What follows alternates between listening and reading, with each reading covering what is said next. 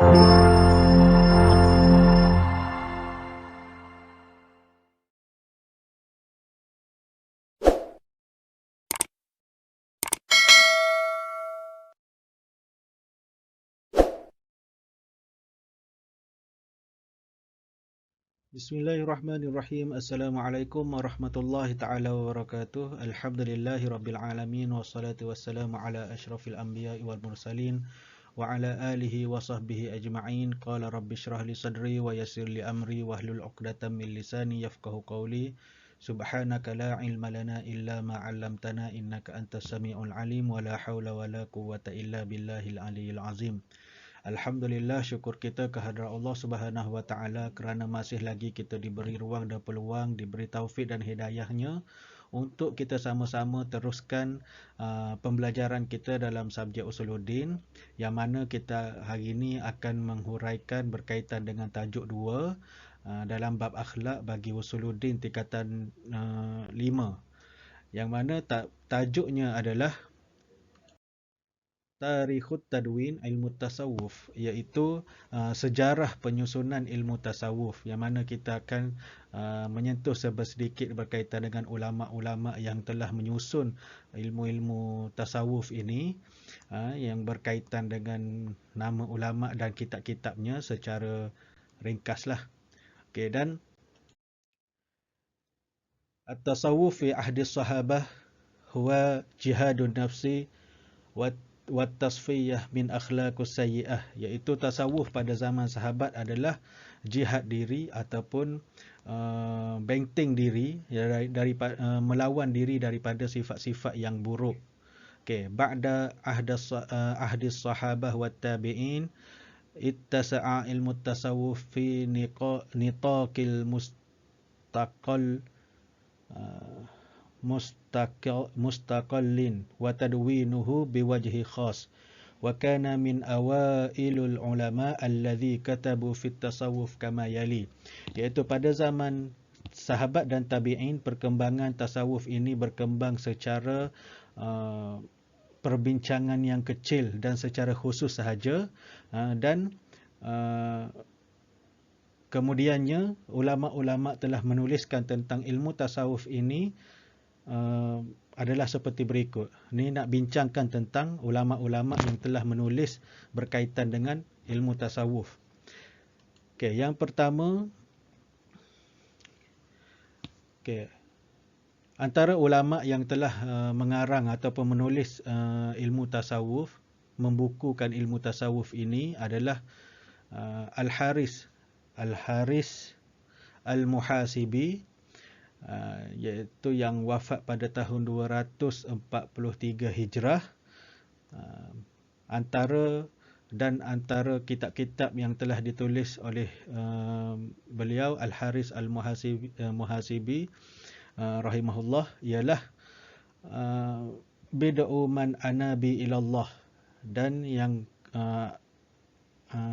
lainnya wa adabun nufus, risalatut tawahhum.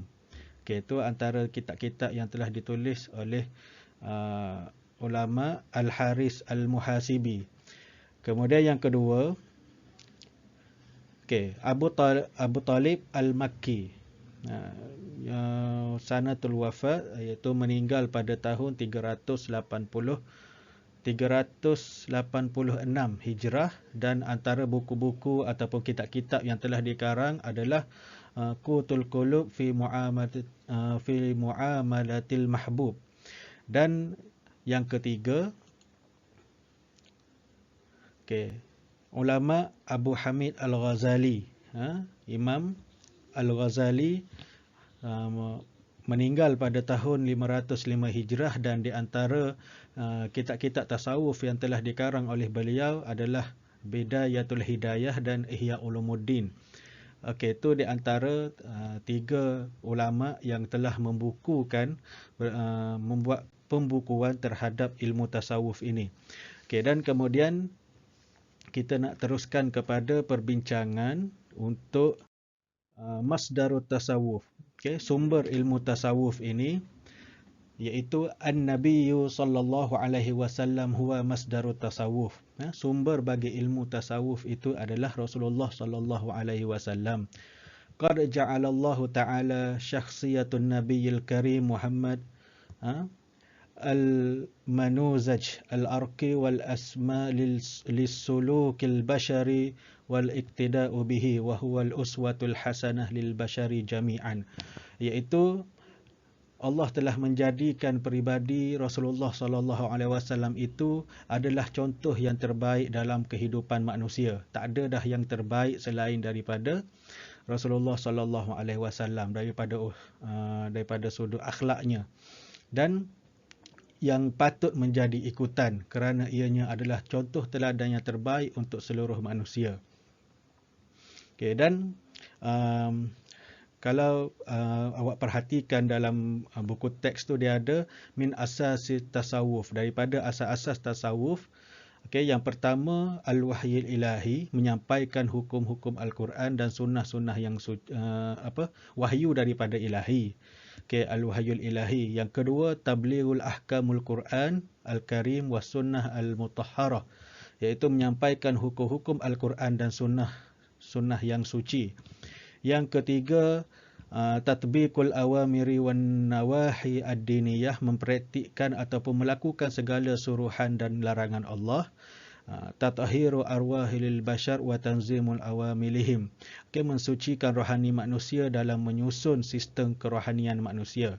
Dan berbalik kepada Rasulullah sallallahu alaihi wasallam ni adalah sumber bagi ilmu tasawuf itu, kerana Allah berfirman, laqad kana lakum fi rasulillahi uswatun hasanah liman kana yarjullaha wal yawmal akhir wa dzakarallaha katsira. Allah Subhanahu wa taala berfirman bahawa sesungguhnya pada diri Rasulullah itu adalah contoh ikutan yang baik bagi orang yang mengharapkan rahmat Allah dan hari akhirat dan yang banyak mengingati Allah.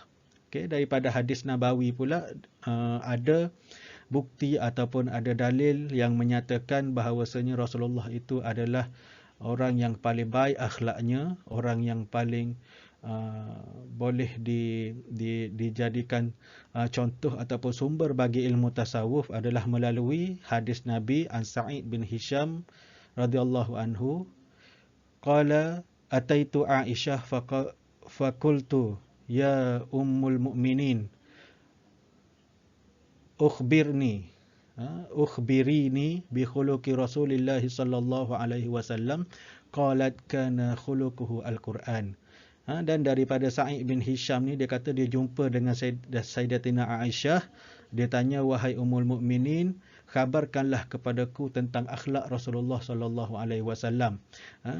Dan kemudian Sayyidatina Aisyah menjawab, kana khuluquhu al-Quran, dan akhlak Rasulullah itu adalah Al-Quran.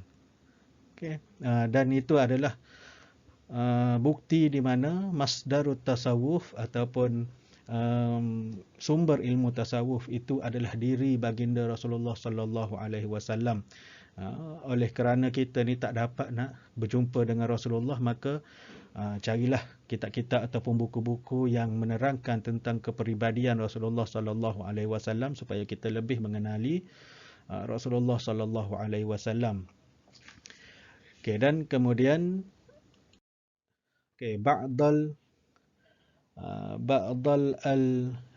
al-juhabadzah minal mutasawwifin, iaitu sebahagian daripada tokoh-tokoh ilmu tasawuf adalah Al-Imam Al-Hasan Al-Basri, Al-Imam Junaid Al-Baghdadi dan Imam Al-Ghazali. Dan kita akan bincangkan ketiga-tiga tokoh ini secara ringkas berkaitan dengan namanya dan sejarah kehidupannya, kepribadiannya dan tarikh wafatnya mungkin. Yang pertama berkaitan dengan Imam Hasan Al-Basri. Nama beliau adalah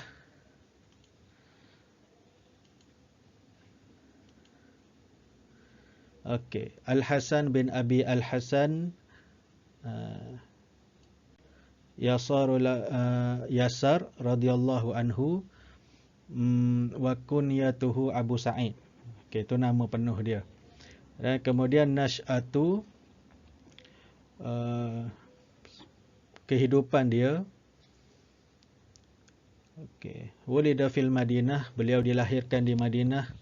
Nasha'a wa ta'lim bainas sahabah, dan dia hidup dan belajar dengan sahabat. Maksudnya Imam Hasan Al-Basri ini adalah seorang tabi'in.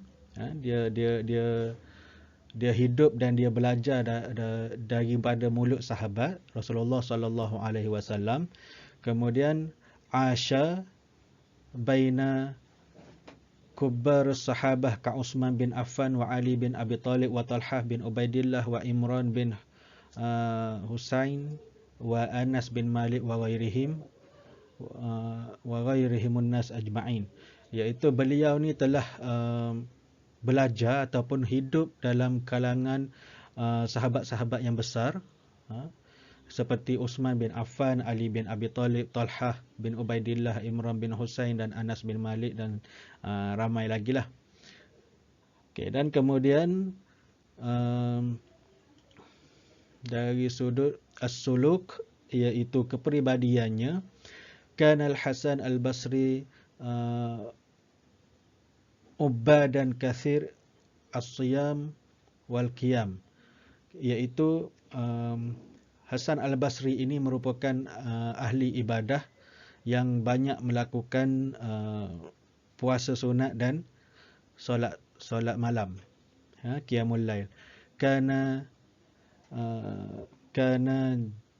jami'an aliman, seseorang yang suka kepada ilmu dan alim dalam ilmunya. Dan yang ketiga, kana jamilan wasiman, iaitu Hasan Al-Basri ini seorang yang mempunyai jamilan ni maksudnya cantik, kacak lah, wasiman, dan smart, kacak. Okey, itu perwatakan dia. Dan kemudian kita tengok kepada az-zuhdu. Az-zuhud, kezuhudannya, beliau adalah kasirul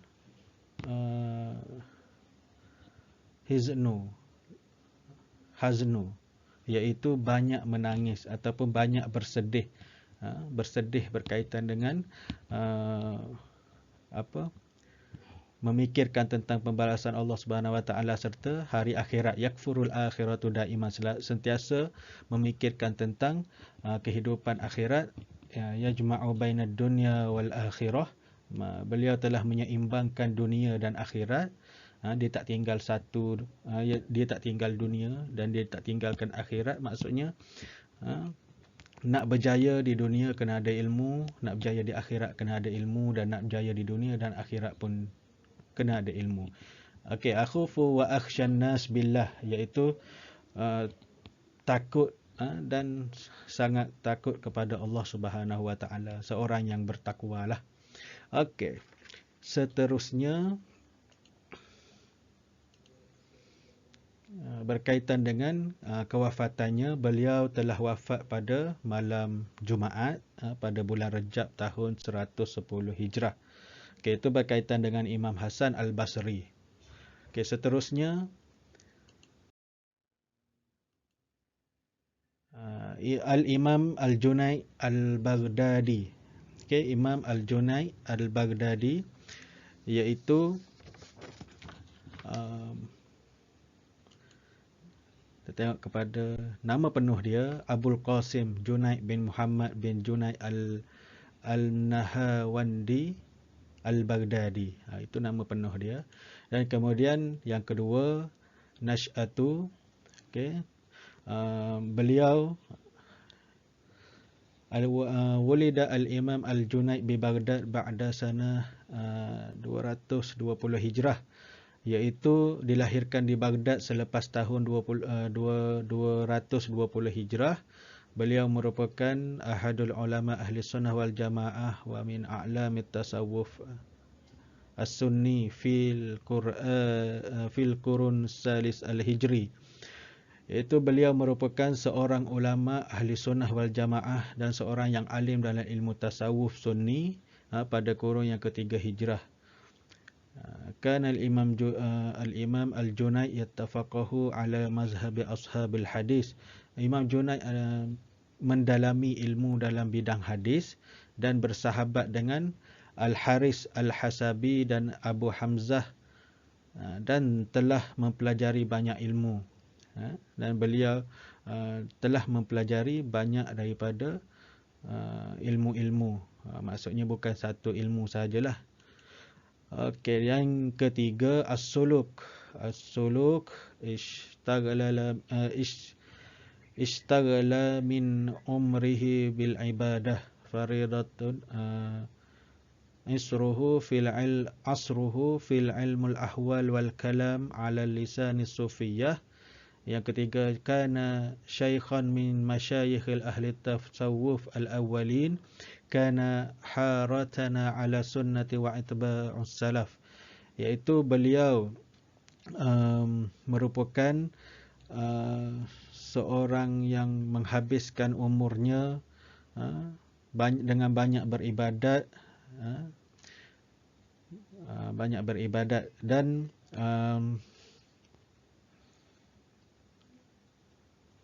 okey, pada zamannya beliau merupakan orang yang hebat dalam hal ehwal ilmu kalam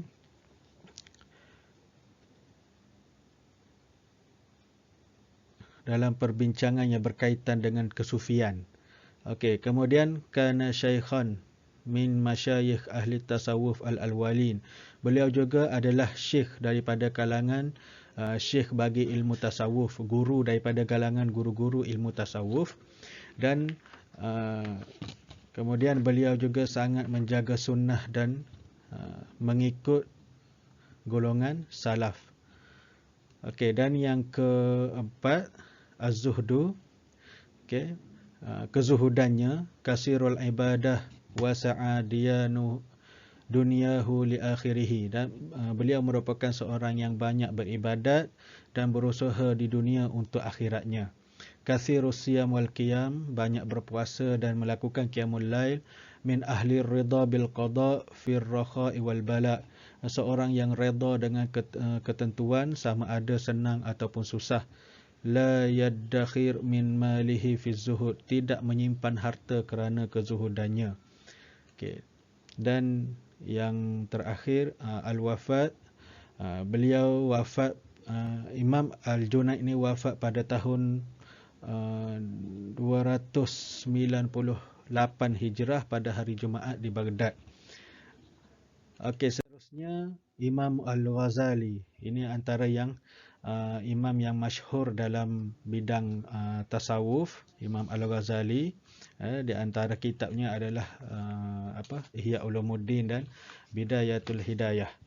Okey, dan kalau kita tengok berkaitan dengan Imam Al-Ghazali ini,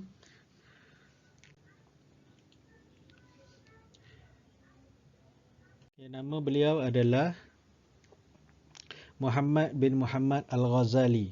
Okey, itu nama Imam Al-Ghazali. Kemudian kita tengok berkaitan dengan nasy'atu, iaitu kehidupannya.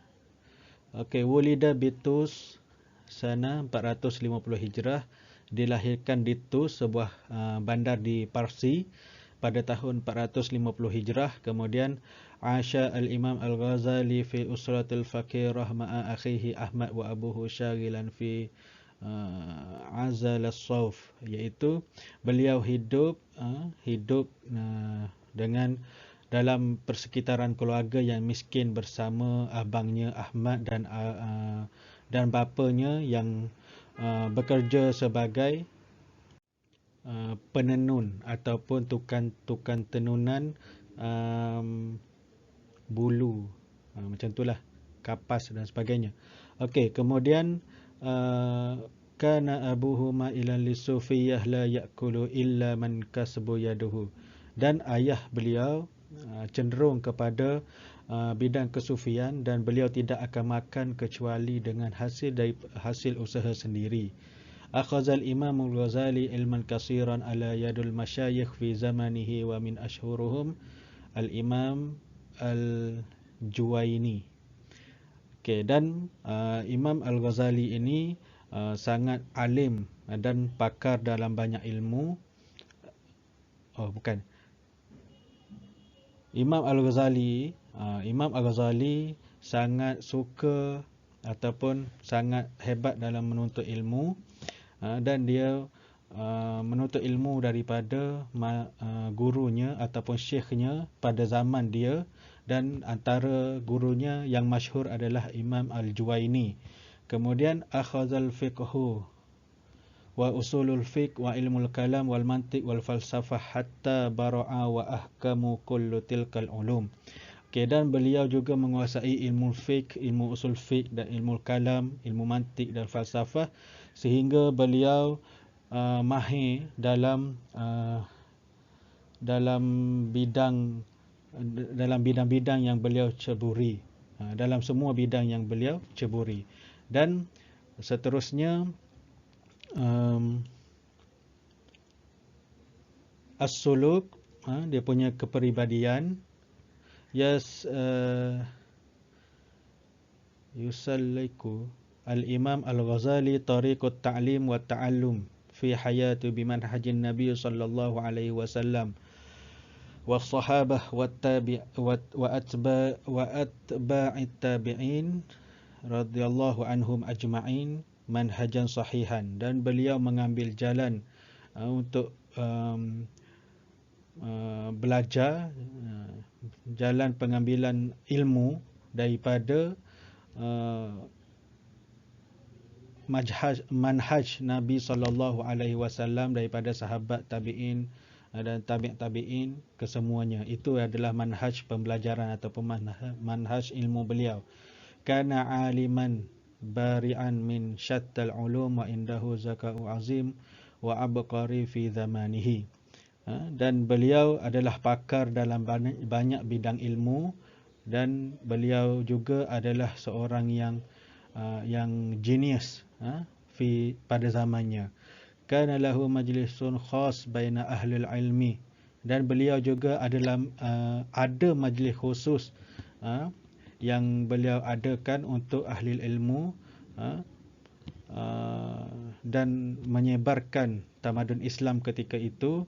Wa talaqahun nas kalimatuhu hatta amra wal muluk wal wazara, dan di antara orang-orang yang menimba ilmu dengannya adalah dalam kalangan pemerintah-pemerintah, raja-raja dan pemimpin-pemimpin. Termasuklah mereka itu semua. Orang-orang biasa pun ada. Daripada orang biasa sehinggalah ke pemimpin negara menuntut ilmu dengan Imam Al-Ghazali. Dan seterusnya. Kezuhudan beliau. Kezuhudan beliau.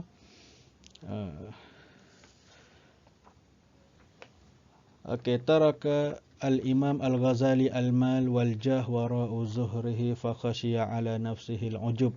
Beliau Imam Ghazali ini meninggalkan harta kedudukan yang tinggi di belakang. Maksudnya dia tinggalkan ke belakang. Dia tak pandang pun harta kedudukan yang tinggi, untuk mengelakkan dirinya daripada sifat ujub. Kemudian yang kedua, wazza'a awqatuhu ala qiraatil Qur'anil Karim wal wa'zi wal irsyad. Dan beliau menghabiskan umurnya dengan membaca Al-Quran dan memberi nasihat serta petunjuk kepada orang ramai. At-tarkizul fil ibadah sirran wa alaniyah, fokus dengan ibadat sama ada secara sembunyi ataupun secara terang-terangan. Maksudnya di hadapan orang, di belakang orang, dia fokus dengan ibadat dia.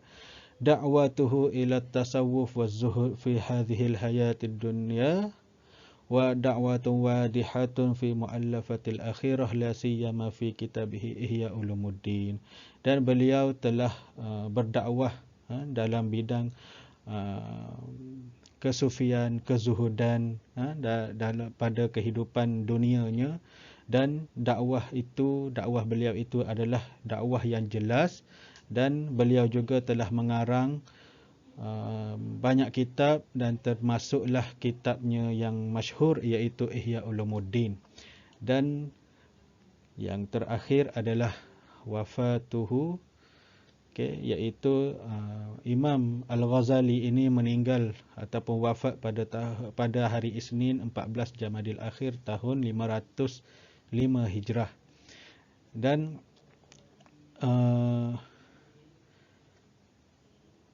saya rasa sekadar itu sahaja kita punya perbincangan dalam tajuk ini, dan semoga dengan adanya video ini dapatlah memberi sedikit sebanyak bantuan kefahaman.